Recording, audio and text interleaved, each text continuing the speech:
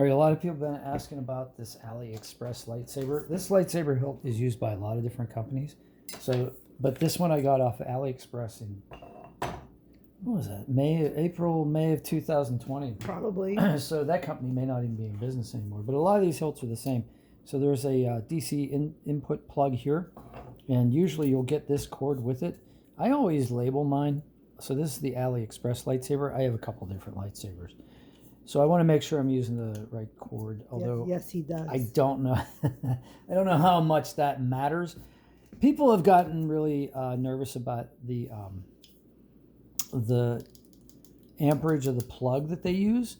I have found that I've had no problems with, myself personally, I've had no problems using any of these chargers. This one came with an Amazon Fire tablet. It actually says on here how many amps it is. Let me read that real quick. It says, you're gonna have to show me like looking at it, like being like old. 5.2 volts at 1.8 amps. Like I said, I don't know how much that matters, but this thing was like $65. So if I ruin it, I'm not going to be like real mad. I love it. It's the first one that I really bought that was a dueling saber. Did you hear that noise? When you plug it in, you know that it's gone. The plug is inserted properly. You'll hear that noise.